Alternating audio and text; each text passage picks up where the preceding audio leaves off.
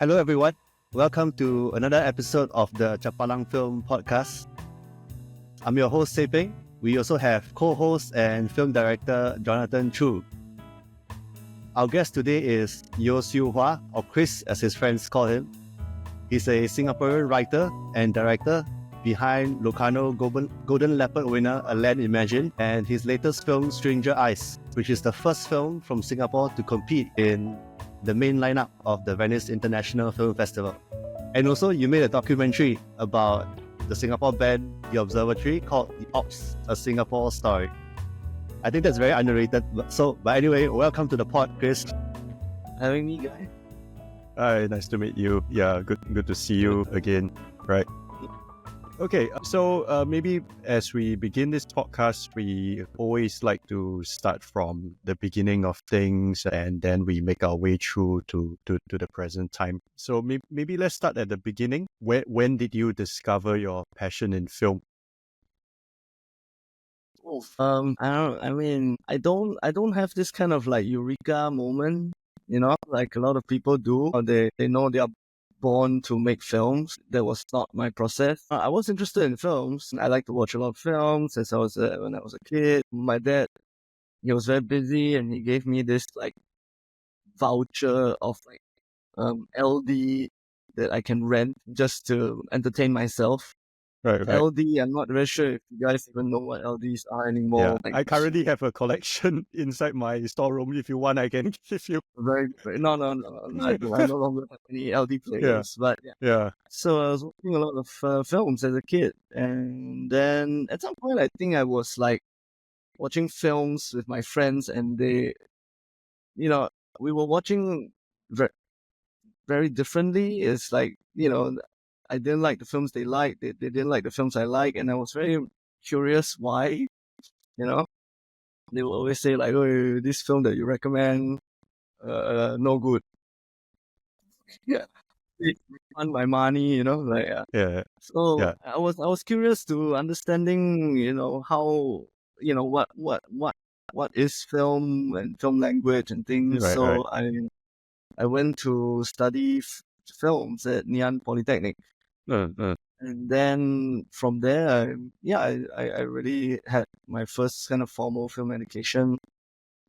But I was still trying things out. I wasn't even really doing a lot of directing. I was trained as like a cinematographer, a DP, and also as an editor. And then as I was working my way through, I think I basically got sort of acknowledgements, like people saying that, "Oh, I like what you're doing." I think it's that kind of process for me that, okay, I start to realize that maybe I have something, something about being a filmmaker. Right. And then step by step, I got into it, and then now I'm sort of cursed, I can't do anything else. I'm a filmmaker. Yep. Yeah. How was your FSV education, like the 3 years there? You were, I believe, in your batch you were classmates with Ting Lee, JD, Andy Chen, like and I believe, because I watched before the thesis film that I think you wrote called Ek Kun. Yeah. That's a OG FSV classic. Wow. Yeah. You even Yeah. got to see that. Okay, that was a long time ago. Yeah. That was our like final year graduation project that I Yeah. wrote. Yeah. I also shot and edited. I didn't direct that film, but it was about my dad. It was about my father, right? And it stars my father, the person who acted in it. And I didn't want to direct my dad, so Right. and Chen, as you mentioned, a good friend of mine, he Yeah. directed the film. I Right. shot it and edited it. Right. Yeah. So, was a good I mean, it's a long time ago. Studying in FSV. Are there any things during that time that somehow still you take away from in your current filmmaking practice? Absolutely. It's like a constant kind of state of experimenting for me with my filmmaking since my school days. And at the same time, my friends. I think one of the biggest takeaways from my school days are my network of friends. As you mentioned, these people who are still at it, right? A lot have dropped out also, but because of my friends, I could even make my first film, the film that not many people have seen before, called In the House of Straw. So I made that shortly after I graduated from FSV, and that's a film that is very experimental, you can say that. So it was a lot of just me experimenting things that I feel like might have made it into a lot of my later films. Well, later as in like more, my more recent outputs. Right. So you made In the House of Straw before you entered NUS Philosophy. Yeah. Yeah. Interesting. This was that's very young to make a feature film. Yeah. Wow.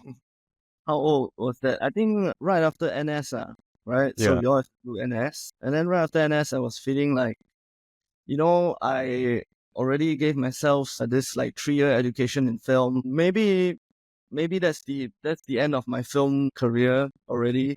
But at least I try and make a film just to make my 3 years of film education work. Yeah. Maybe it's my last film, I don't know. But anyway, I wanted to make something. And then I got my friends together to make this like very crazy film, all non-professional actors. Yeah, just get my friends together to make a film. And so this was like right after NS. I took like a break here before even going into NUS, as you mentioned. After that, I went to NUS to study philosophy, but I basically made my first feature film in the House of Straw before that. Yeah, At that time, what was that never got a chance to watch it, but I always have his memories of it, because last time I remember it was screened at Cinema Old School, right? Yeah, yeah. So every time I see a trailer like Haw-Par Villa, And this is pre-renovated Haw-Par Villa. It's very archival. The Haw-Par Villa you see now, very nice, all painted, refurbished. That was the time where before the MRT station even. Right. Yeah. There was nobody there, man. Yeah, it was just like me and folks, Yeah.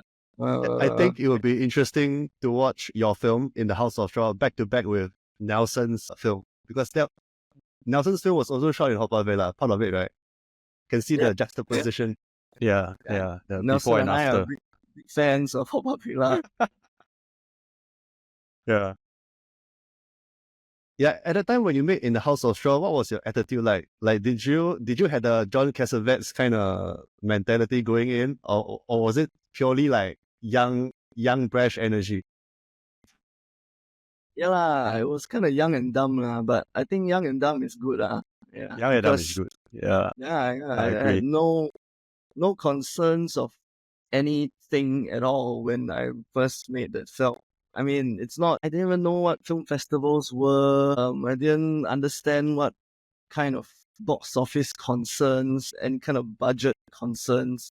I didn't know how to find funding. I just used my own money to film. Please don't do that. Anyone who's listening to this, please don't use your own money to make a film. You'll get very broke. And that was what happened. I got out of making this film, but it was great because there was no pressure. I was just experimenting literally, because basically the mindset, if you're asking me what the mindset was when I went into making this film, was like me trying to break all the rules that I learned from school, basically. Whatever I learned from school to say, okay, you shouldn't do this, I tried to do it in the film. So it was me trying to be a rebel, I guess, and coming up with a very strange but interesting film. I mean, even today, we recently screened it at Asian Film Archive. I think, this was, I don't know, 2 years ago. And then I resaw my film. I saw my film again, and I thought, there was some interesting idea that I totally forgot about. I feel like I even accidentally brought them into my more recent outputs. I mean, it's like a continuation of what I was exploring. One day this film this film will get again. its more deserved reputation. And that's interesting. So the film did travel to a few festivals, right? And how did that change your thinking about film? Because the funny thing is, if I were you, after your feature travel, you would have want to do your degree, your BA or your MA in film, right? Just to further your craft. Like, what made you want to jump to philosophy?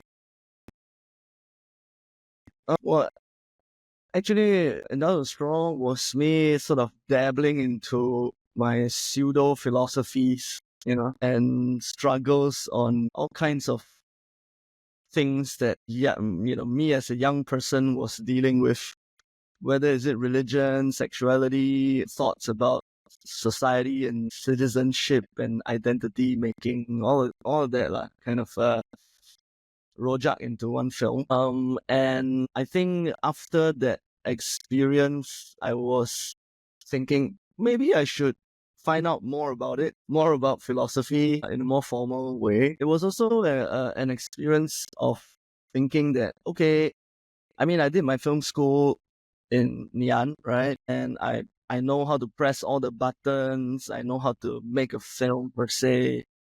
But then I also feel like maybe I don't have, something to say, So I think going philosophy was really for me to investigate this kind of human condition that we're in.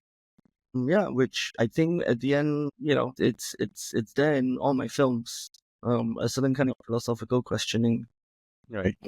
I think it's interesting you mentioned about having something to say and what you're feeling at that time. Because I teach filmmaking in some polys and unis here and there, and that's often a problem.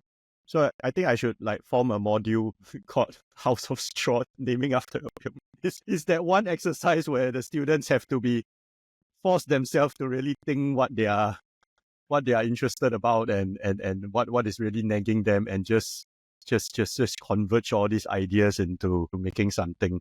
Yeah, but that's the process, right? I mean, you're when you study film, you're a young person with the things that you're struggling at that time, right? And it's all valid, But it's also a very confusing time because you're going through a lot of things as a young person, a lot of changes in your lives, and yeah, you can vomit it out all in one film, like I did, and then it's like next steps are for me to, sort of distill or to fine tune, what really bugs me, right? What I'm really interested in exploring. I think in my case, I was really interested in issues of identity, whether is it sort of personal, metaphysical identity or national identity or political identities. Yeah, okay. Then after your did you make any films during NUS? I was still trying to keep my craft, I mean, it was an academic kind of anyways, right? But I was helping with a lot of people's films. And that's also when I met some amazing filmmakers in my time helping out other people's films like Raja Gopal, Ho Zun-Yen, right?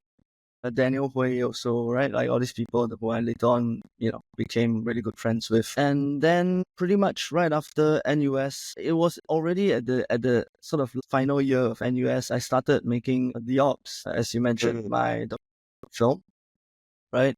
I mean, I was a big fan of The Observatory, the band, the Singapore band. And I was thinking, one day I was at their concert and I was feeling like, you know what, these people are probably the longest surviving, you can call them like English rock, a little bit more underground band that we have independently in Singapore. And, I felt like maybe it's time someone make a documentary about them. And so I started that process. And with documentaries, it takes a long time, we took 2 years to really follow them, to understand them, to make them feel comfortable with us, following them around, to collect a lot of archive footage of other people who have been shooting their process. But actually, they never managed to make a film out of it. So I also used their old material. Yeah. So this already started during my years in NUS. And then pretty much I completed it after I finished NUS. I think this was 2014 or 15 that I finished documentary and I released it.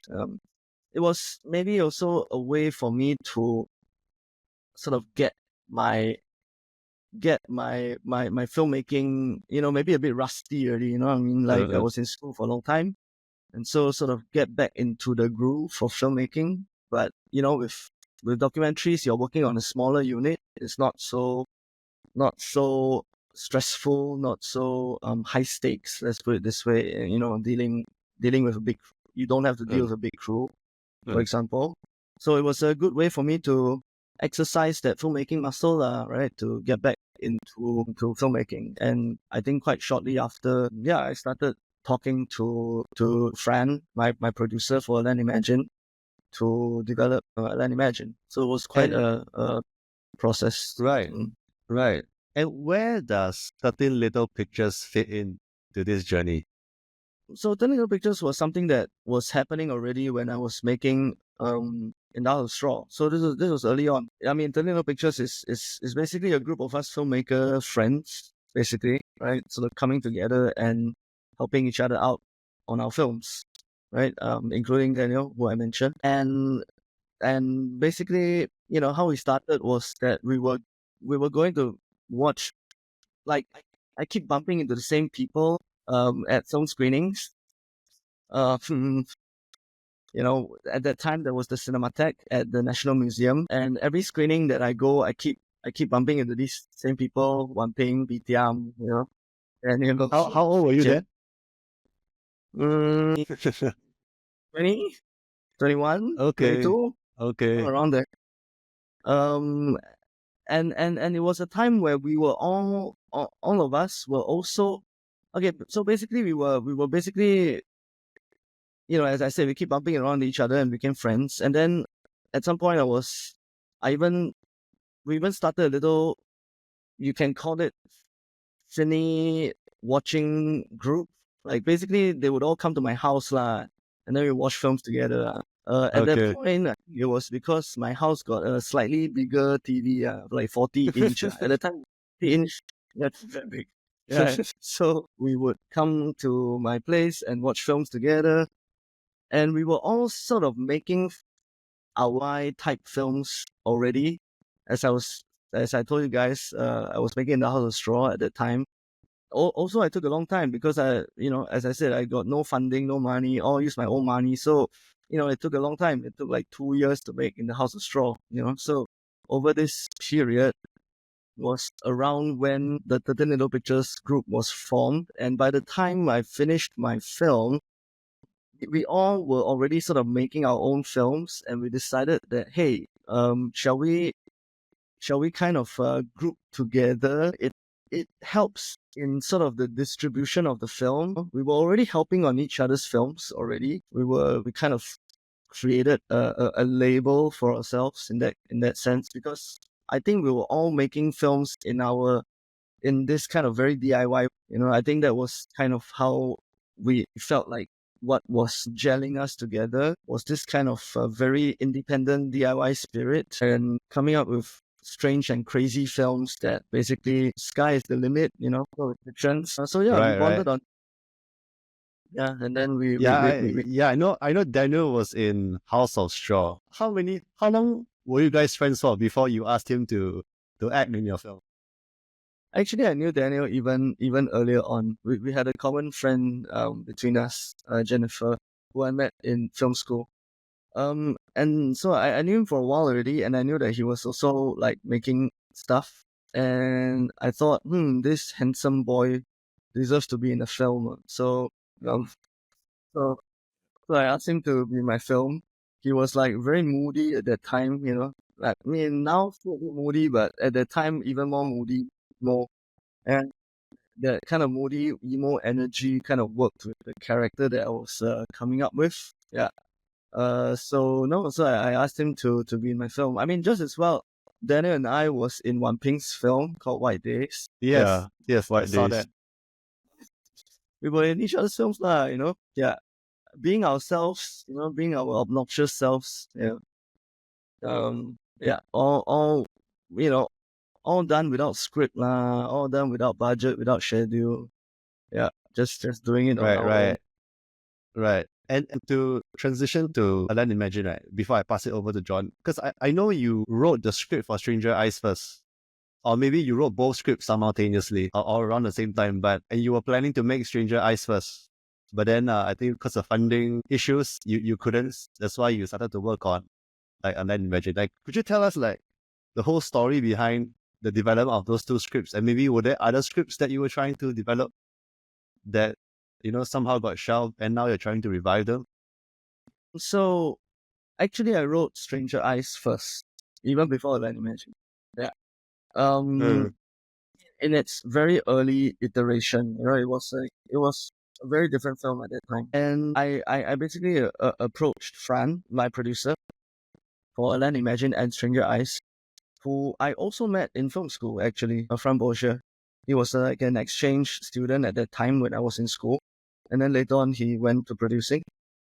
So by the time we sort of reconnected, he saw it in Out of the Straw. And even though it's a very strange and crazy film, he was thinking that, wow, I want to work with this guy. Yeah, so we were talking and I said, I got something, I wrote something and let's try. And that was Stranger Eyes. But yeah, we were trying for funding and we didn't get the funding that we were trying to get. Who knows why? Because maybe it's the sensitivity of the topic, I mean, it's about surveillance, it's a sensitive topic. I feel like at that time, maybe even more than now. So maybe we didn't get the funding again, who knows what the reason is. And then I said, okay, let's not give up. And I think Fran was also feeling the same. That's not how we are going to be, like try a film and give up. So I said, I'm going to write something else.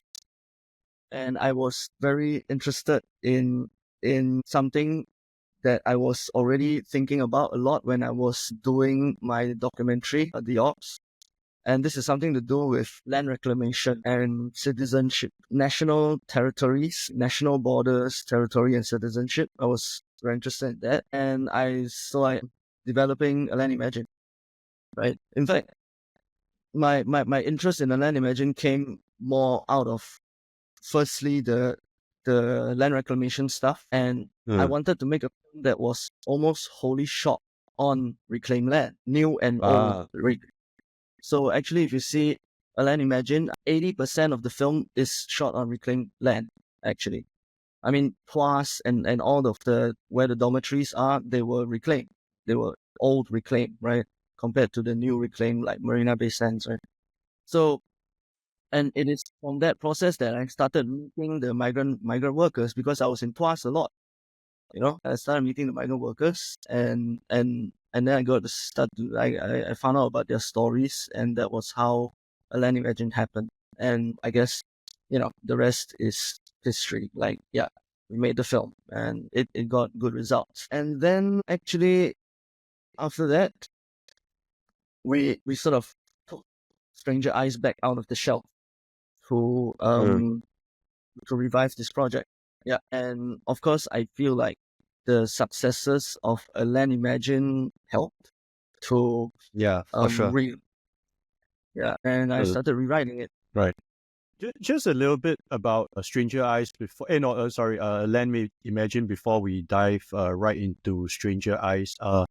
Because you are making a House of Straw, and then after that you are doing the Ops documentary. Alan Imagine is a whole new beast, right? You are working with a much more bigger crew. You're working with Hide, James Page, and all that. How was the transition going? How was the transition into that? Moving from a more, a DIY filmmaking approach that took 2 years sporadically into something that was much more focused. And I assume working on a more structured script, and well, not really structured because you jump perspectives, but like you have to really work off from the script and all that. How was that transition like?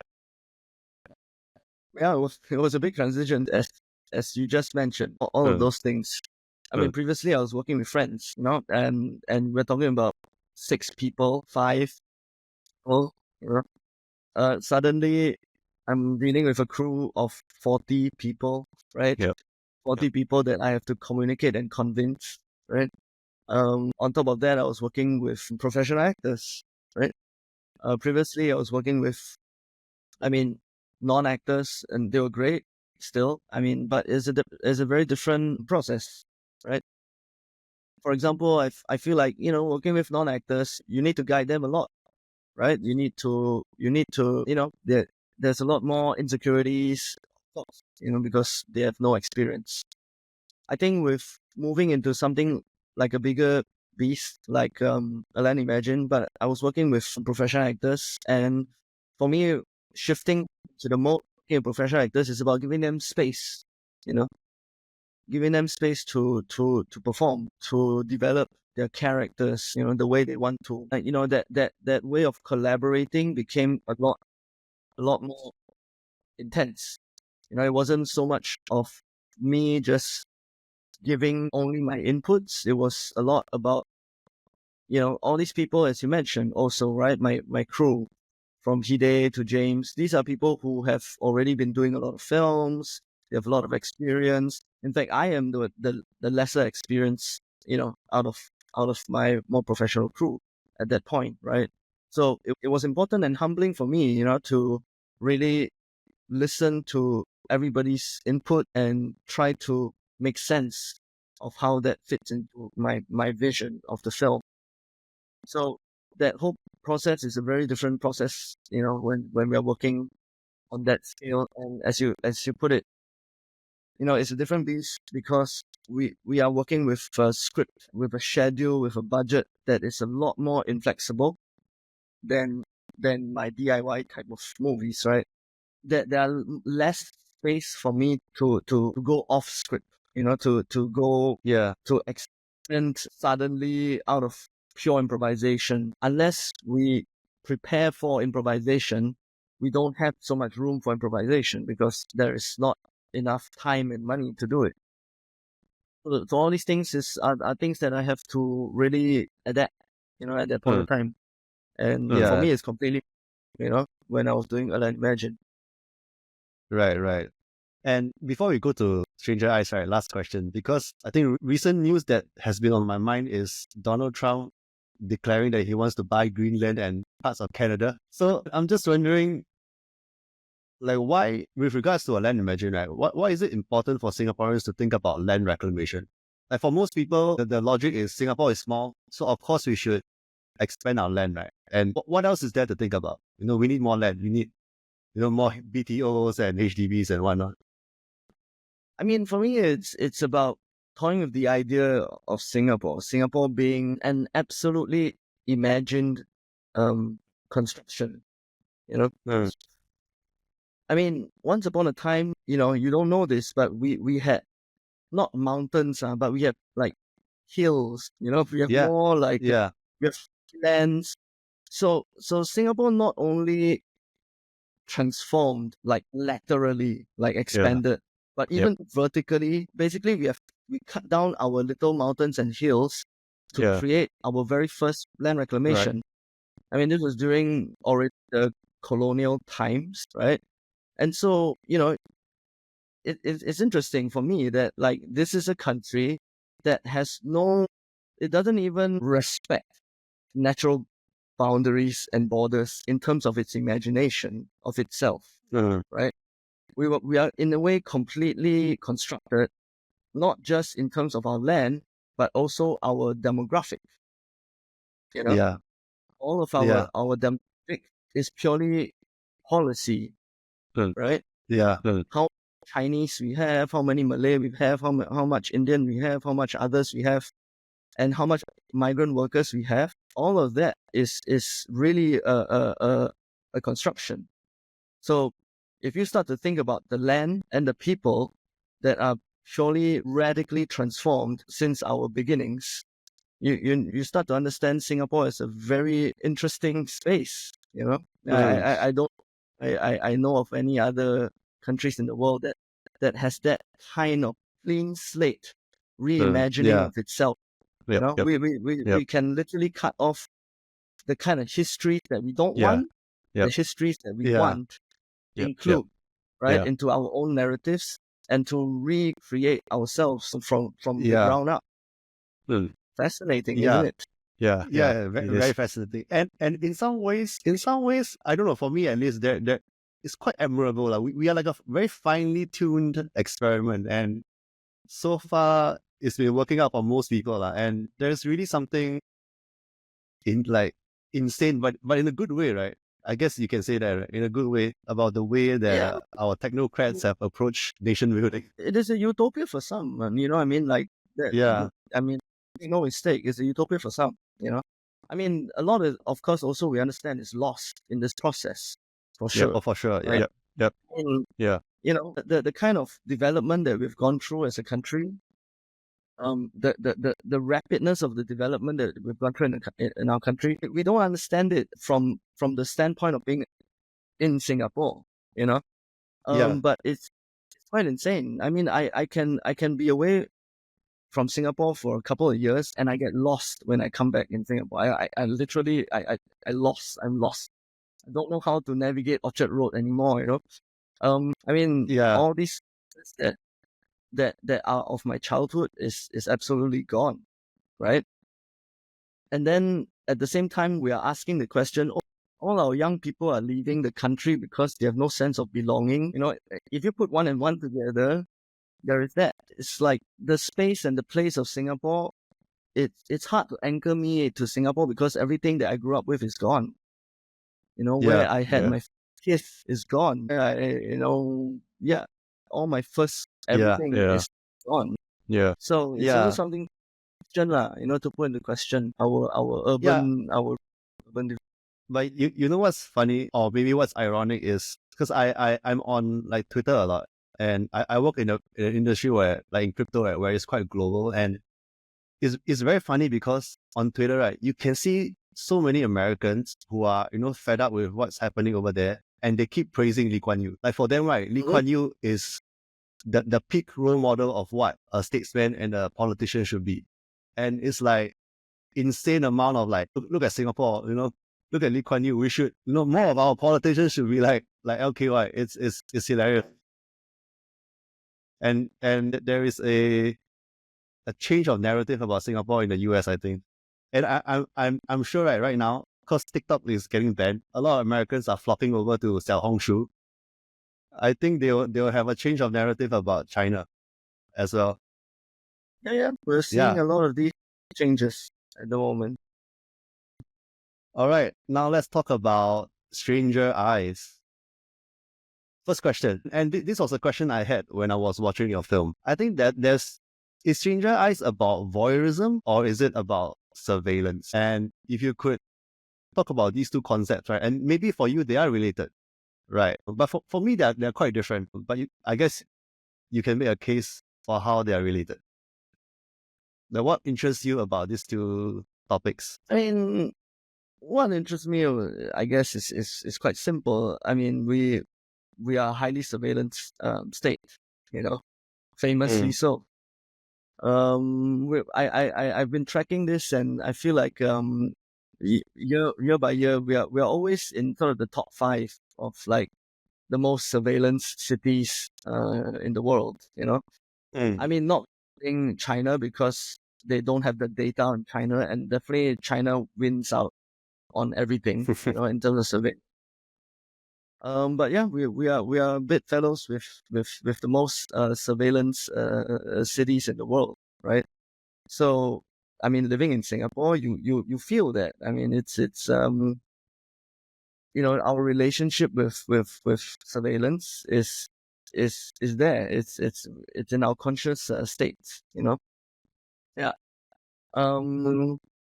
Meanwhile, I live in a HDB flat, right? I open my window and I look at my neighbors. My neighbors look at me. We're like in such a dense city state that voyeurism is part of our daily ritual, except that I'm looking at my neighbors, and I also know that there's a surveillance that's watching me, watching my neighbor. Like this kind of chain reaction of seeing and being seen is really, I think, what I wanted to explore in the film. Of course, I use the devices of surveillance and voyeurism as a device to frame the film. But also, actually, what I really wanted to explore was about the state of seeing and being seen, which I feel like is maybe more intense than we have ever been in our history of civilization because of social media. Because this idea of like watching surveillance is not just state surveillance. We're talking about big corporates. We're talking about watching each other, right? Through technology. I don't think we have ever been so intensely watching and being watched ever. Yeah. But I guess the first iteration of Stranger Eyes that didn't get funding, it was a pre-social media era. And back in those early drafts, were you already interested in voyeurism? Like, what was the difference like between the earlier drafts and the one that you got into production? There was a pandemic in between. And I feel like this pandemic did, in a way shifted a lot of things for me. I think I said this before in the Q&A, but like, before the pandemic, we were all still sort of struggling with this thing about encroachments of privacy. Should we allow, our privacy to, be encroached and invaded and all these kind of things. And then during the pandemic, something happened that sort of turned this discourse on its head. Basically, suddenly we need to be morally responsible to self-surveillance, right? To tell where we've been, who we've met, and all these things, It was an existential need, right? It was a moral responsibility suddenly. And I feel like after the pandemic, we are not returning to that time before the pandemic anymore. Now we are really in a moment where we coexist or we find ways to live with surveillance. And I think a lot of that thinking went into the rewriting of what you see now in my film, in Stranger Eyes. I suppose the ethos of the of society also completely shifted, right? Pre-pandemic and post-pandemic, and that really went into your film.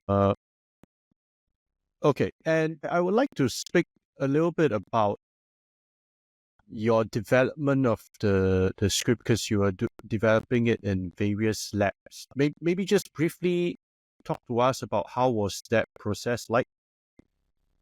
Yeah, I was trying to, you write a script on your own and you don't really have feedback, and it's a very lonely process. Right.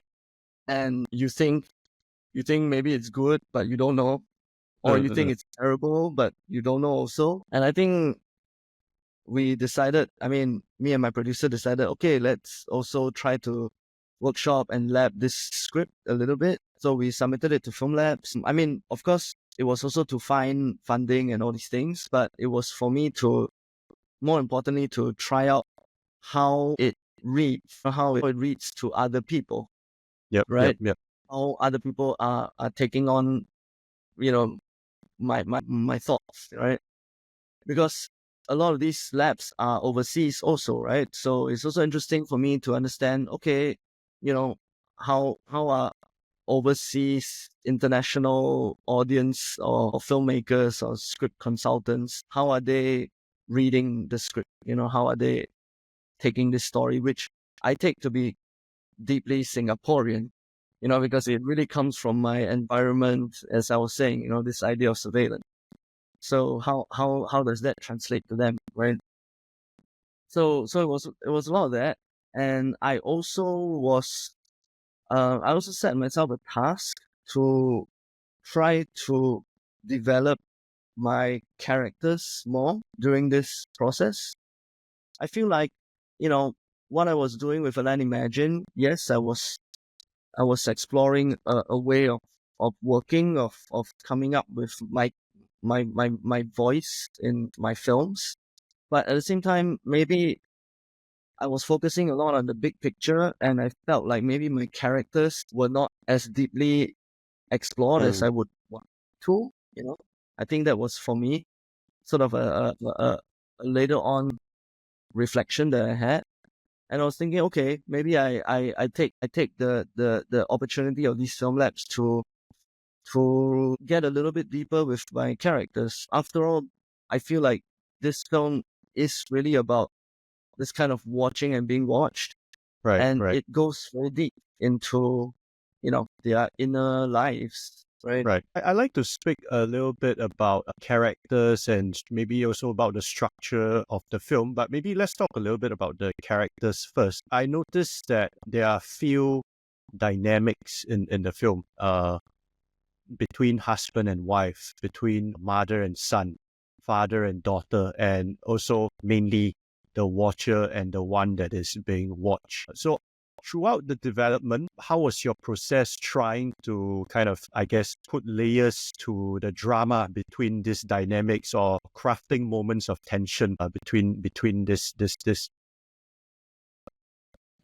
I mean, yeah, you've seen the film. The film kind of starts off with this young couple, and they are in a state of already like a very, you can say, traumatic state, right, of losing their child. I mean, it's not something I've been through. It's something that I needed to work with and talk to people about, explore the dynamics of this relationship. But it's also this relationship in a moment of like extreme strain between them. But just as well, we also play with the idea of what we see before this losing of the child, if you've seen the film. So, there is that moment that we sort of stumble upon as an audience, and then later on also to see how they are like before, right? And I was very interested in ideas of young couples, and also about having families for young couples now, which I feel like is also very different from our my time. It's already a very different kind of idea. It's like, for example, having kids is not a default, for example, for younger couples, right? I mean, for my parents' generation, it is a default, right? Now there's a lot more parental anxieties, like what you read online about being a good parent, or should we even have a kid because it's not ecological or something like this. There's like a lot more parental anxieties like going on in setting up a family. It's not a default, Yeah. And all of that went into my creating these layers of the characters. Right. At the same time, it's also a bit of an intergenerational story, because you see how the character of the mother of the main character comes into play. Just as well, you see the mother of the voyeur, right, of the older guy, the voyeur, right, of the Kang Sheng's character. Yeah, so there is that kind of intergenerational dynamic going on. But for me, any kind of story about a parent and a child is also about the parents of the parent. Right. Like, it's intergenerational in that sense. Talking a little bit specifically about characters and also some of the choices that you've made in the film, what really comes to mind, are moments like the Kang Sheng crushing the Biscoff biscuit crumbs, the main character, the main guy, he does this thing with his thumb when he's hesitating, paying, being a DJ, live streaming, the choice of having the guy work at an ice skating rink. What were some of the things that inspire you to put these little flourishes to them? I think it's me doing some people watching. I mean, as a filmmaker, is that a real thing? The person crushed the Biscoff crumb. Have you seen somebody actually done that before? Something like this. That's something crazy. to like, Yeah. But I thought it was very interesting, right? Yeah. When I saw it, I was like, wow, that's damn sweet, man. But for me, why you pick up these gestures in my film is because I was trying to create a film about observing or observation, or in another way to patiently watch someone. And what happens when you do that is that you start picking up these little details of people that you don't, if you're just talking to them, you'll miss it, right? And I wanted to explore this, and at the same time, I wanted to explore something one step further from just watching, and that for me is that I sincerely believe that seeing or watching is not a passive act. It's a very transformative act, or a very transformative process. So many times I myself catch myself, like picking up little gestures of people, like thumbing their fingers on the table. Just because I'm watching them, I start to pick up these little gestures. It's like how my identity is like actually shifting as I'm watching someone else. And I think that's the moment I start to lose myself in the act of watching. Yep. Yeah. And that's also why we start to see the two characters. There's almost a certain kind of mimicking or imitation between them. Right. Yeah, I was This gonna is ask like why, like I was gonna ask It's a lot of sorry to interrupt, but I was gonna ask about the behavioral like repetition, because the two guys, they both told their terms. At the end, they also crushed the biscuit into the coffee or tea. Why did you make the young guy repeat the behavior of the old guy? I mean, yeah, it's pretty much what I was saying. Like, that was what I was interested to explore. Like, over and above watching someone, I feel like once you watch someone long enough, or to put it another way, once you watch someone sincerely enough, you start to lose yourself in that act. Because if you realize, later on, I won't try to spoil it, but the younger guy is watching the older voyeur without too much intent. He has no more motivation to do it anymore. Yep. It's maybe just purely out of curiosity, right? Out of why is this person watching me, right? And in that moment, in that very sincere way of watching, I feel like you start to lose yourself in that act of watching. I feel it's something that happens to me a lot also. So it's something I really believe in. It's interesting. It's interesting you made that point, because when I was watching the film, the young guy, he seems like a guy that, doesn't quite take things seriously, even with his wife and his kids sometimes.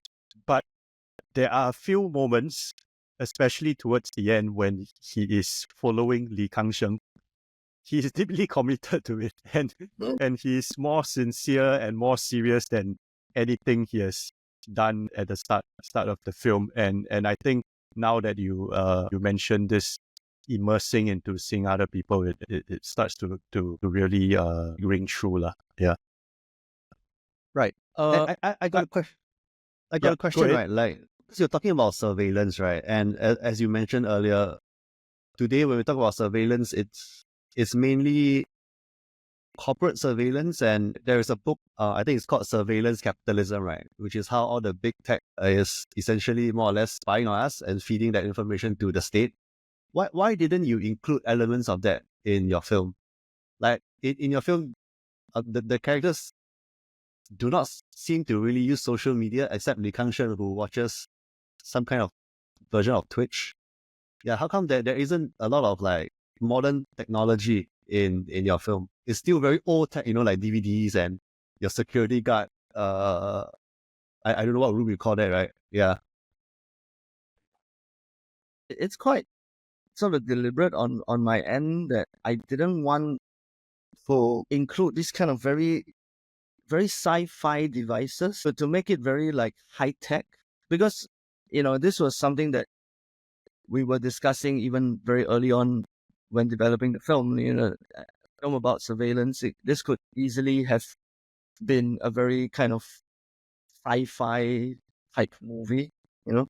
But it was not my intention to do that. I really wanted to explore what it means, you know, to see and be seen over and above all the surveillance technology. You know, so that's why I think I said right from the start that for me, the surveillance is a device. It's that kind of omnipresent or omniscient looking or being looked at or living in a state that you're constantly being watched, you know.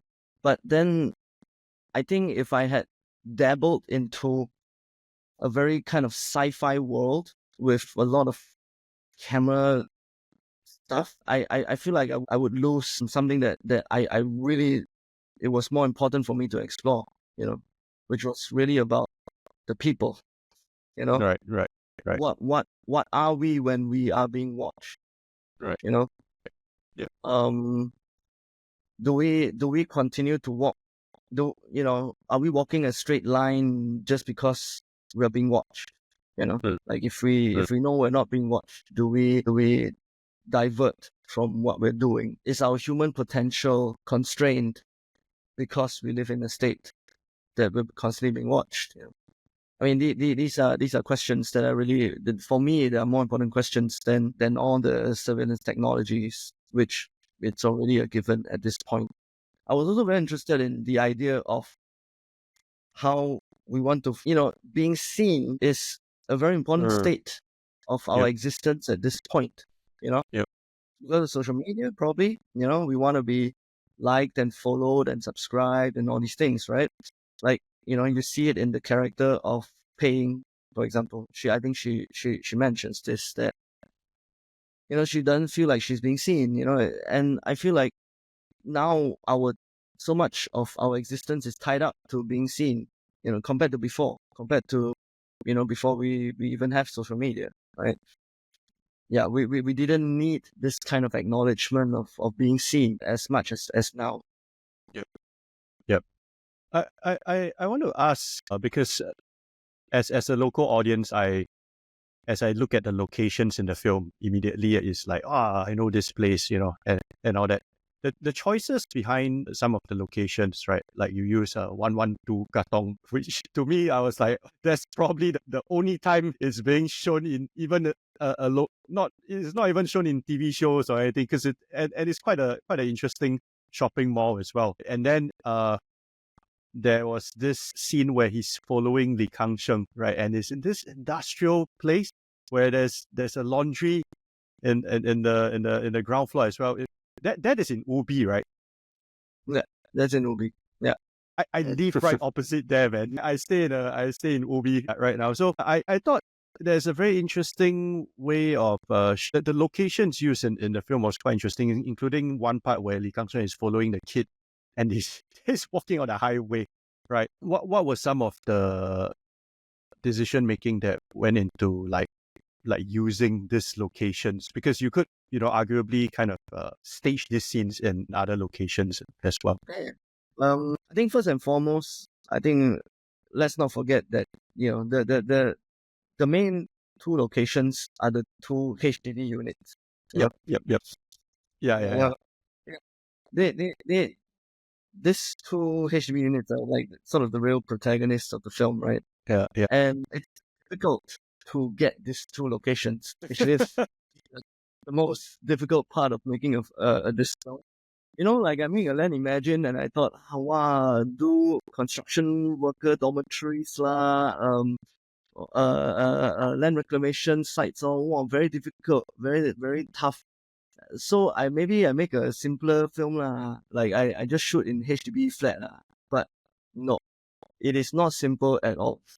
Unfortunately, with this film, to get the HDB units of sort of the right size, of the right kind, looking to each other at the right height, that has been the most challenging thing, right? Because the viewing angle cannot be, you know, if one is higher than the other, you don't see into the house so clearly, right? Yep. These two units are like really the way that we need to find them. But not just that, because they are still basically people living. They're HDB units that people live in, right? So we needed 2 units that both houses were willing to be housed in a hotel 2 weeks at the same time while we were shooting this film. Right. Very difficult. This is super difficult, right? Trying to convince people to give up their houses for us to shoot for 2 weeks, Yeah. to be housed in a hotel for 2 weeks. Yeah. At the same time as the other neighbor. This is really, really difficult. So Right. a lot of kudos to my team who went door to door to get these locations. Wow. And so we finally managed to get the perfect location that we got for the film in Bedok. Right? So there's Bedok, there's Katong, Ubin. This film is very, very easterly. Very east side. So maybe my previous film was a west side film. It was like Tuas, Right. This time we'll make an east side film. Yeah. Nice. I mean, I wanted to get that general sense of of course not exactly in walking distance. Sure. But we kind of situate ourselves around that general sense of where these apartments are and what they are nearby. Yeah. But it's also very helpful that for us to shoot the film, the one from one location to the other, it's close. Yep. If we're gonna pick one location, in Jurong and the other one in Katong, it's gonna be a headache for us. Yep. So a lot of those concerns were also, they were also part of it, right? No. But thankfully, I think we got all the locations we really wanted, and I'm super happy with the playground, for example. Also, Bedok, it was like sort of the exact kind of playground I was thinking of in mind. And I Want to Katong is perfect for me because a mall that was not crazy new or crazy old. Right? It kind of, in that kind of Goldilocks way for me, like kind of fit, right? And it's not, so I wanted a heartland mall, it's like, I didn't want like a Orchard Road, and I used to live around Katong. So I Want to Katong is like, has a personal thing for me. Okay. Yeah. Right. Interesting thing. That during the following scene there, you casted Ottilia as the mother, and Ottilia is actually my friend from when I was studying at NTU. The same way. I was like, because she's in Land Imagine as well. I was like, wow, exactly. She has a bigger role here. She has more speaking lines. Yeah, I was like, wow, it's quite a substantial role, man. Yeah. No, I it's fun for me to sort of bring back some of the characters from Imagine. A lot of people couldn't recognize Xiao Yi from Land Imagine that appeared in Stranger Eyes as the interviewee, to the Kang Sheng. Yes. Yeah. A lot of people couldn't recognize him. He was like kind of he had a whole change of look, right? In Stranger Eyes. Yeah. But it was just fun for me to sort of bring back some of these characters. Going back to the structure, right? For both Stranger Eyes and Land Imagine, you work with this like non-linear narrative structure. Like, could you talk a bit about like your thought process behind it? Is it something that comes naturally to you? I think maybe this, harks back to the thing we were talking about when I was doing philosophy. I was really interested in Zhuangzi, and Zhuangzi is a perspectivalist, you can call him that. For him, it's very important, sort of positionality that you're in, the perspective that you have, and how that fits into that bigger picture, or in another way that you never really ever get a full picture from where you're at. So I think this idea of perspectives has always been part of my interest in storytelling. I mean, I mentioned identities, but at the same time, it's also very much part of perspectives. Identities and perspectives for me are very linked, in that sense. Of course, this is a film about surveillance, right? It's about watching and being watched, So the idea of perspectives here is a big one for me, right? So I wanted to play with this idea, right? That we have these two kind of characters and we're seeing two different perspectives, you know. Except this time round, it's a voyeur and the person who is being watched, and sort of there's a little bit of a reversal later on in the end at the back of the film, right? Yeah. So yeah, playing around with this, you can say non-linear storytelling, I think it started already with an Imagine, as you guys know, right? Yeah. And for me, Stranger Eyes, you can say it's a continuation of it's a completely different film, of course, but it's a continuation of what what I'm exploring, in terms of my own storytelling. I just felt like I did a Land Imagine with what I wanted to do, but there were still more things that I wanted to try with this kind of non-linear storytelling that maybe I haven't fully explored in the Land Imagine, and maybe here's my chance to do so. So yeah, there is a continuation of that. I wouldn't say that I will make every film like this, but I just felt like, what the story dictates, but a story about surveillance and watching and points of view probably dictates the need for shifting perspectives. Yeah. Cool. And now we have to ask you this, right? What is it like working with Kang Sheng? Like when did you think of him for the role? First of all, like to start there.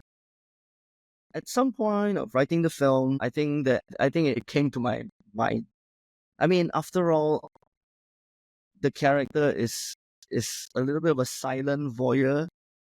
And come on, I mean, there's kind of non-second choice, when it comes to a silent voyeur, right? We all know the Kang body of work, right? Yeah. I mean, if you ask me what my experience is, working with someone I admire greatly as Kang Sheng, it's intimidating, right? It's kind of scary, right from the start. But it turned out he is a real darling to work with. He's the sweetest person. He's like the guy you see in his films, in Tsai Ming-liang's films. A very gentle, quiet person and very deep in thought. He doesn't say many things. He doesn't make a show about it, but he's a very thoughtful actor. And he was not at all a diva about it. He was like very generous with giving us his full, even though I am a nobody. But he really liked the script from the start, and he made a lot of accommodations for being in our film, thankfully, because he was working with, he was actually shooting Tsai Ming-liang's Walker film, right, at that same time. So I see. he really sort of made accommodations so that we can have him, even his fees, and so he really wanted to be in the role, and it was just great. Right. Yeah. So how did you work with him, like in pre-production? Like, did you guys have to rehearse, or is literally he turned up on set and let's go? In a way, because as I say, a lot of that script was sort of written for him. I didn't want to impose something that is not true to him onto him, right? I wanted him to bring his own into the character, and that for me was very important. You can say that, for example, this is a Singapore film. How come they are typing in 繁体字? You know what I mean?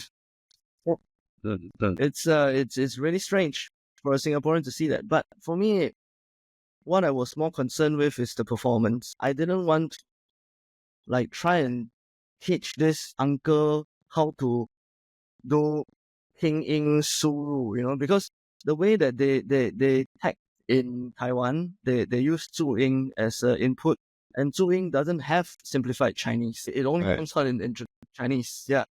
So for me, it's like, no, you do it in the most natural way that you would do it. I think going back to earlier on, I was saying I wanted to make space for my actors. I think that for me is the truest, it brings out the truest in their performance. Instead of imposing stuff onto them. And so we didn't need to rehearse too much. because the kind of scenes that Kang Sheng has, it's not the kind of scenes that I want to over rehearse. You know what I mean? Yeah. Yeah. Sometimes you over rehearse something and then you kind of lose that magic on set. I honestly believe so. Yep. Yeah. Of course, there are scenes where, there are stunts involved and all that kind of stuff that, yes, we have to do a bit more rehearsals. But for me, I think once he understood the character, he was that already on set, and I just needed to tweak little bits as we were going along. For your cast, because you had 3 Taiwanese actors, right? Was it something that you intended them to be like Taiwanese immigrants in Singapore, or like it didn't matter to you, like whether they are Singaporeans or what? Their characters was the more important thing. Yeah, it's exactly as you say. For me, the performance was the most important. Right. I mean, there was of course a discussion of like, oh, should they talk more with a Singapore accent, for example?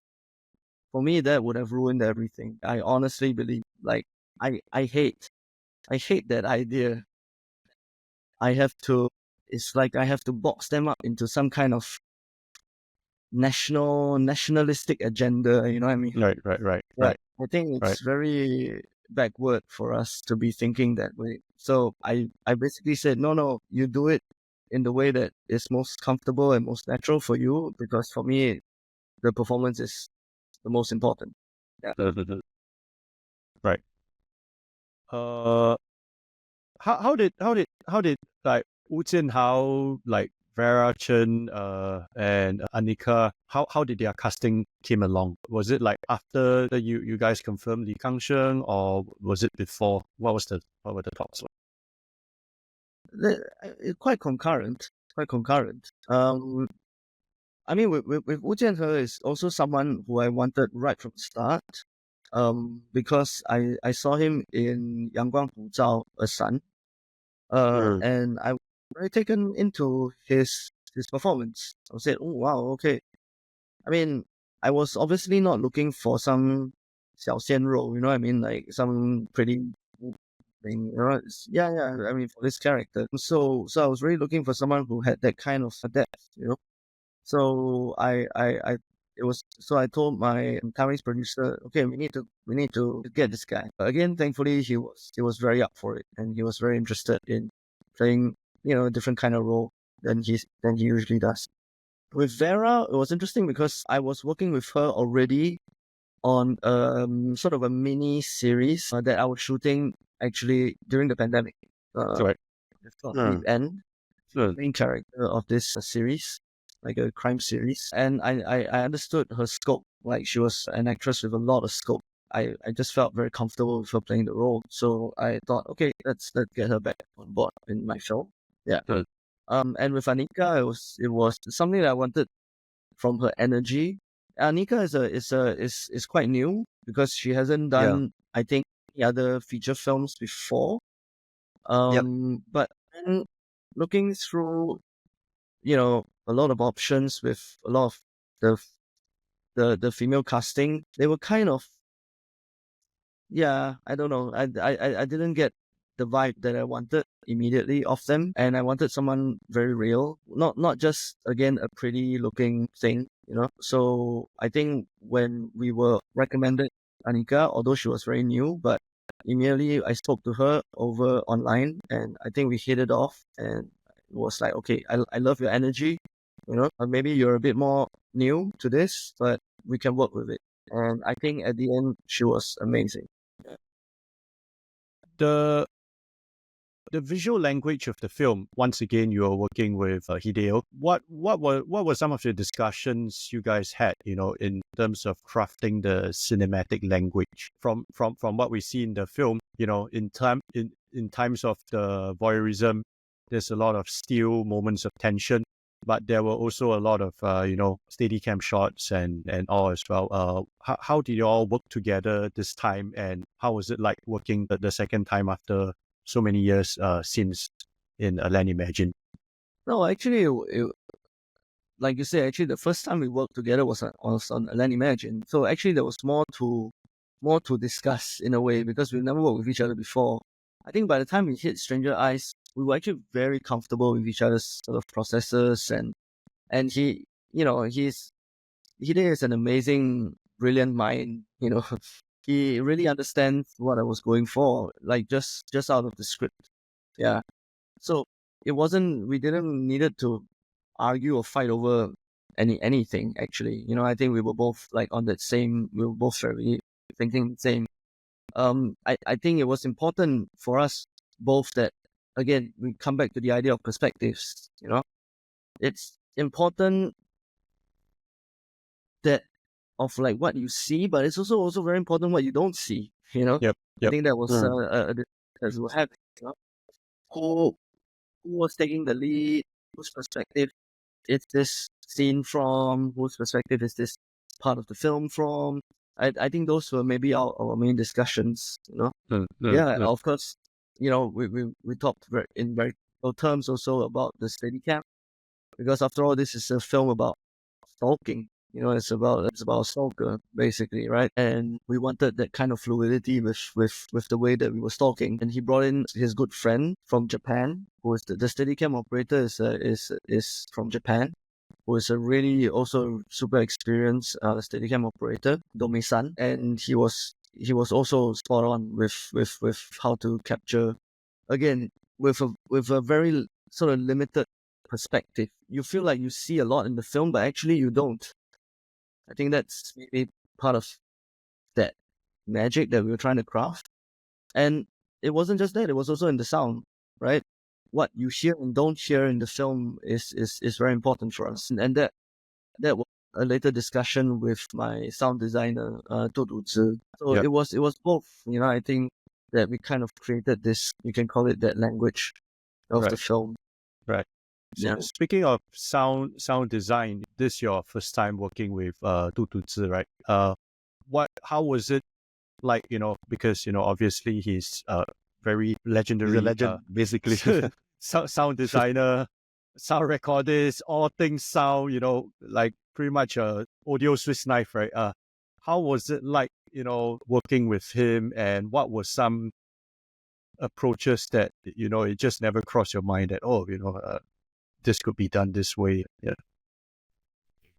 I mean, working in post is always a magic for me. It's like a magic act for me. It's like I watch them perform their thing in a very magical way because on set I have a lot of control, right? But actually in post, aside from the editing, the sound designers or the colorists, they really take control a lot, and they can create these fuller sounds that you never imagined, right from the start when you were shooting the film. A lot of times I need to listen. Like if they ask me, "Oh, what do you want?" I will say, I don't really know. Instead, they let me hear things and said, "How is this?" And then it's like, okay, because sound is a very abstract thing. It's very hard to even describe. Like I want this sound more pure. It's like it's a very strange way to talk about sound. So I was just watching him perform his magic on the film, and again, it was very intimidating, working with a legend, right from the start. I didn't know even how to, I don't know how to say what I want right from the start. But later on, we got into a groove, maybe at first he was like, who's this young punk? But I think later on, I made my weight felt, and we were on quite an equal grounding at some point, and we could have a very equal discussion about what was going on in the film. And I think that was an interesting process for me. Yeah. Right. Because there was also a lot of times that he was saying, no, maybe we shouldn't hear anything here, and we had to really fight about it. And it was and it's good. I think this process is good. Yeah. Right. So what did you learn? What surprised me was how he could like do everything himself, as you say. Yeah, we were mixing halfway, and then he's like, oh, I need this sound of something banging. Give me the mic. He took the mic. He went out to inside his office, and then he just took something and just smashed something and recorded it, and he just used it immediately. It's Nice. just like, Wow. it's like nice. Yeah. super fun DIY. You know, you imagine maybe he's very proper. You know, like no. He's a very hands-on kind of guy, and that's great. So what did you learn about sound design from him? If you can boil it down to a few like lessons. No, and maybe it's something that I mentioned just now. It's like, you know, we were talking about a lot about what not to hear, basically. Yeah. Because, you know, I think right from the onset, you know, I was still thinking about, oh, we're gonna hear this and this and this and this and this and this and this. And then at the end, he said, no, it will be more interesting if we don't hear this, if we don't hear this, if we don't hear this, if we don't hear this, if we don't hear this. And at the end, the film ended up a lot quieter. And that's very interesting for me, because yes, you lose a lot of information when you go quiet, but it is then when you hear things that those things become more emphasized. It sort of flips the balance of what you need to hear, right, in the film. Yeah, I think that maybe was one of the biggest sort of takeaways from our working together. Do you have an example of like a short scene or a sequence where removing sound added to the overall tone of that scene? This is very detailed, right? But it was in one of the stalking sequences, where Jin-Yang, the character, stalks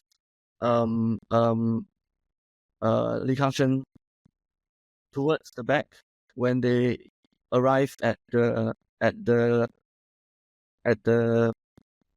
Snow City later on. And it started out with sound because there was already music on top of it, but it started out with a lot of ambient sound, to which later on we sort of took out the sound at the end. And then when the sound finally came back, I think you sort of bring your attention back to that moment, which was important for us. Yeah. I mean, it's a bit hard to explain it without the visuals, but yeah. Yeah. Do you think about sound design when you're writing the script, or is purely everything in post? I think of maybe the obvious sound designs. Yeah. And the music, of course.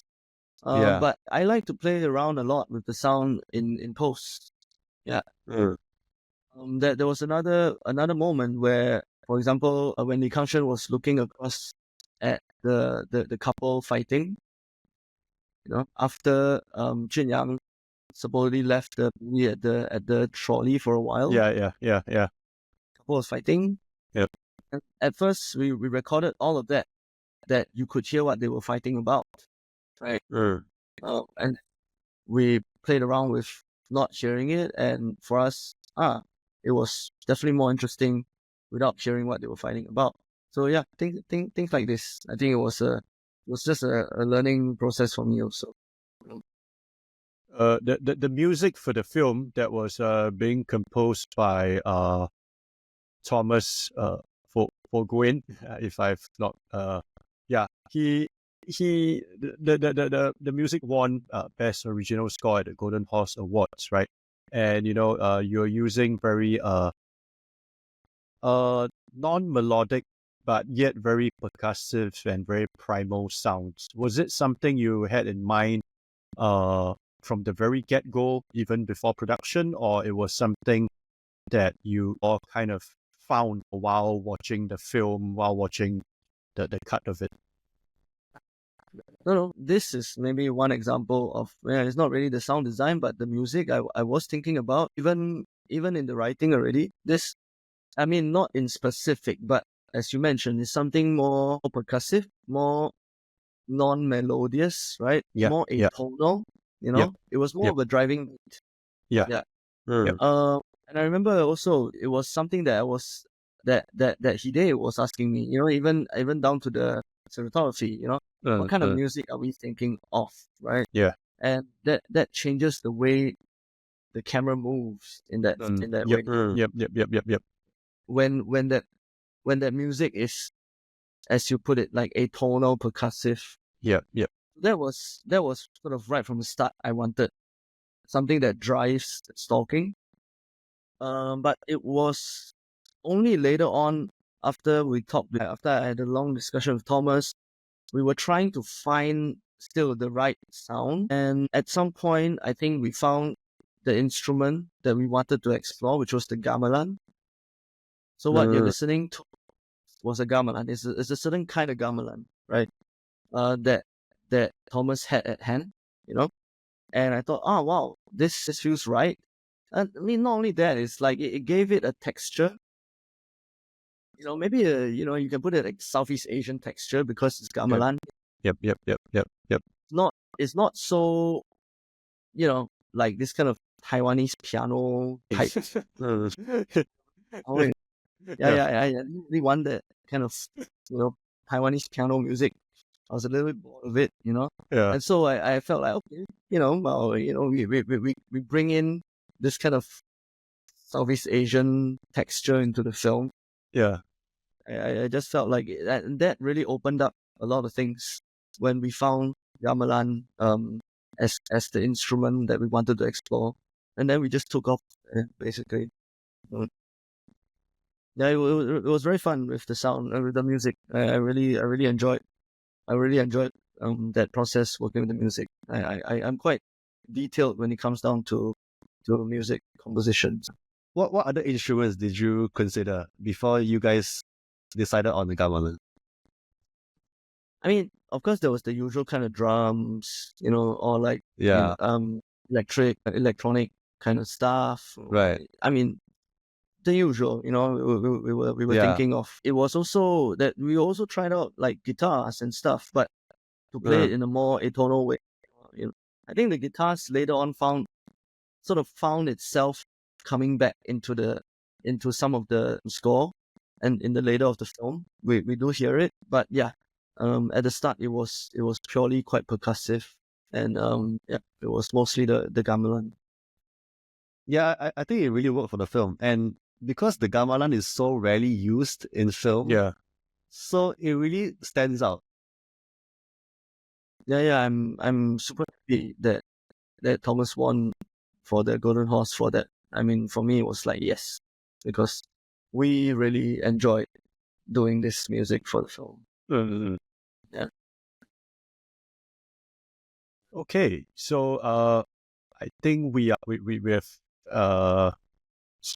finished our section with Stranger Eyes, and now this is the final section of our podcast. It's our rapid fire questions, where we ask our guests really random questions, and you can just quickly say your answer. All right, so maybe I'll leave it to Seping for the first question. Okay, can you tell us what's an average day in the life of Siew Hua in Argentina, from the moment you wake up to the moment you sleep? Then random, right? It's like entertainment news like that. Drink coffee, brush teeth, or maybe brush teeth, drink coffee. I don't know. No, this drink coffee thing takes a long time. Yeah. Okay. What do you do when you drink coffee? Stare out the window, anxieties, to eat. No, but just to enjoy the coffee. Yeah, just to enjoy the coffee. Okay. And then some allow myself. But yeah. A lot of coffee drinking. And then if I feel like it, if I have a deadline coming up, I start work. Which is basically me in front of the computer. Nothing too fascinating. But work-life balance here in Argentina has been very good. I feel like when I was in Singapore, I can work until 2 a.m. But in Argentina, it just doesn't work like this. People just stop working at 5 p.m. and that's very good. And then I just hang out with my wife. Sounds like the life. Yeah, man. Okay, next question. What is your favorite Hong Kong film? Yeah, a lot. I feel like I want to grab something from Stephen Chow's catalog. No, like I'm a fan of all of Stephen Chow's films, but there is one that I not so many people talk about, but I think I'm super fan of is Guo Chan Ling Ling Qi. I think the nice. English is from Beijing with From Love. Beijing with Love. Yeah, it's the Yes. James Bond parody. The James Bond. Yeah. Yeah. I mean, from 月光宝盒 to like Kung Fu Hustle, I'm like a big fan. But I think Guo Chan Ling Ling Qi is the one that I've seen the most times. Yeah. Right. And it hits me every time. I cry and I laugh. It's like really good. Okay. Speaking of favorite films, the next one I'll leave to Say Peng. What's your favorite Singapore film? Tricky, asking a big favorite. It's somewhere in there, between. I think Snake Skin for me ranks very high up. Daniel Hui's film Snake Skin. There's also Hozunian's Here, which I like a lot. Yeah, that's really underrated, underseen film. Yeah, man. Yeah. Well, more recently, maybe Yellow Bird also. Okay. Yeah, hard to pick. Sorry, Right. cannot make me pick one. Yep. All right. From here, we go on to the topic of food. As you can see, it's really random. What's your favorite Singapore food? Favorite Singapore dish and favorite Argentinian dish? Wow. So, as you know, I'm now sort of not always in Singapore. I'm based in Argentina. So immediately once I arrive in Singapore, the thing I need to have is like teh peng. Oh, Okay? Yeah. I'm like an addict to teh peng, which I don't have here, and it's really, really tough on me. So, but that's not really maybe a dish. I think the next thing after I have my teh peng fixed, I will need to have. It's between Hokkien Mee and just normal Cai Peng. Right. Yeah, this point. I want this. It's an important part of, you know. Yeah. So yeah, and between Hokkien. normally, what do you order for your Cai Peng? My God. Very difficult. I try to order the thing that is very little left, so that they will give me everything. So they will give me like smart. But it's okay. Must have one, maybe like steamed egg, and then if they have the prawn paste pork, best. Oh, yeah. If they have that, they'll be best. And then also lady finger and brinjal, the one cooked until slimy, that kind. Yeah. Yes. Yeah. Would you ever order fish for Cai Peng? Well, Wow, I did that day. I was so calculative. Like I was like, okay, one fish and just give me one very small veg. It's 620. Yeah, it's like terrible. Yeah.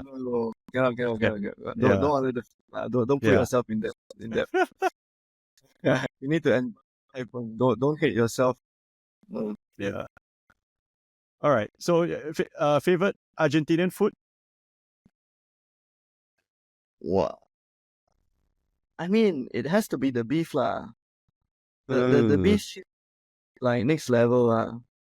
I know that in Singapore we have this imported Argentinian beef, but that is fake one.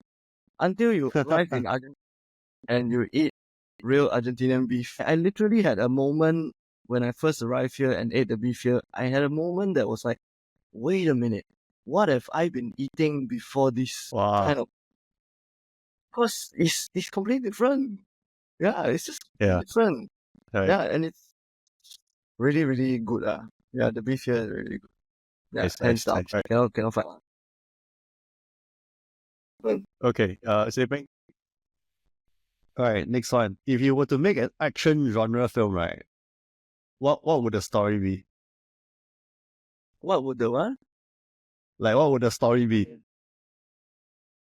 You may come up with a story right Make now. you pitch right now, or like just like very like how would it feel like, or who you will cast, you know, Oh, in I the think- vein of what kind?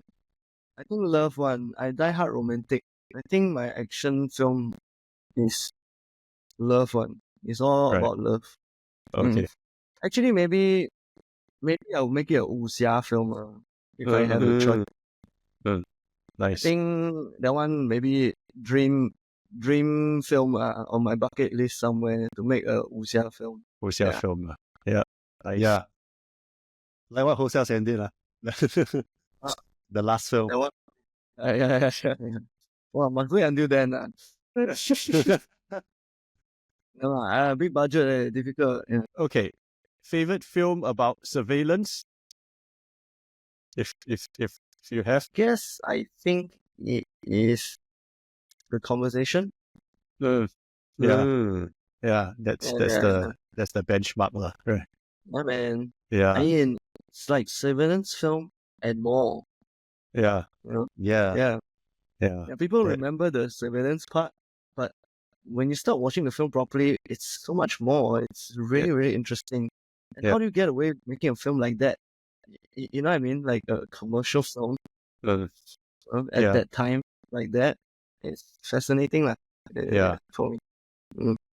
How about Okay. your favorite film on voyeurism? I mean, I tell you, same one for me, that surveillance voyeurism aspect.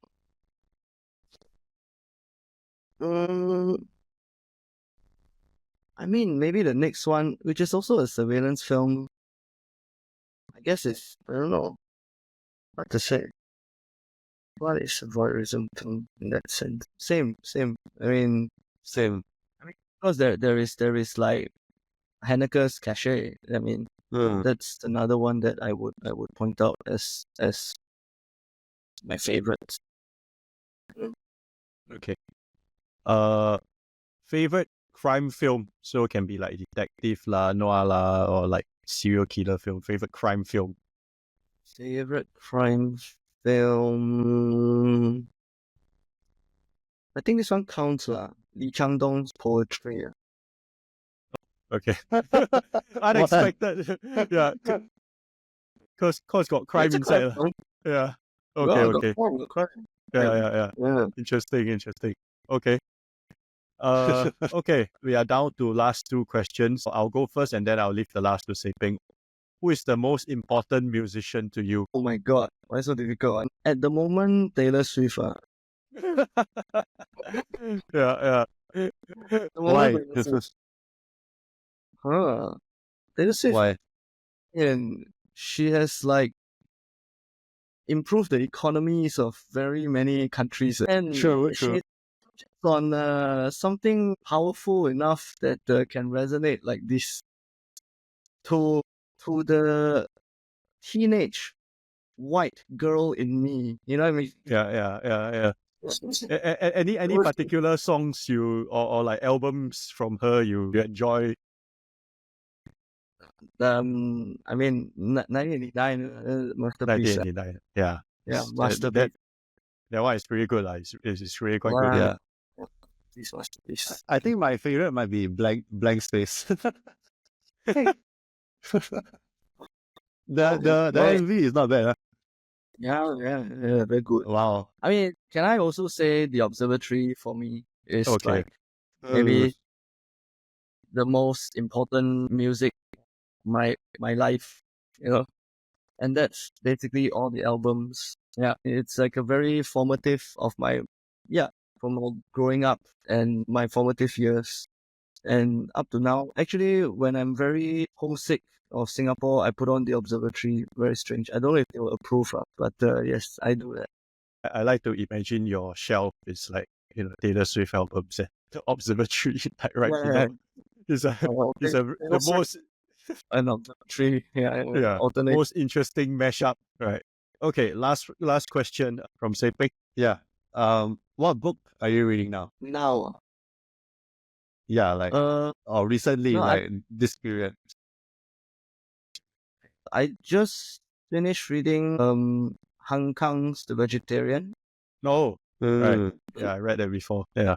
Yeah, on the plane coming back from one of the film festivals, I think it was Marrakesh. Yeah, I decided to detox myself a bit from watching the plane in-flight entertainment.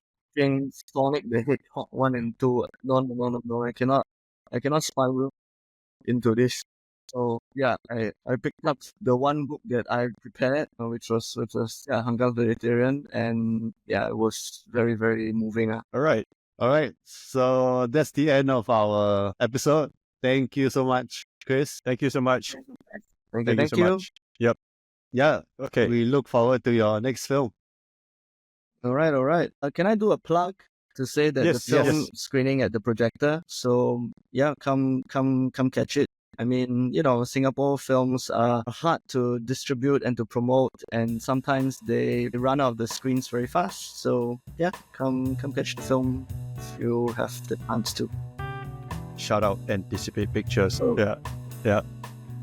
Okay. All right. So Thank you. Thank you. We'll see everyone again. Yeah. Yeah. All right.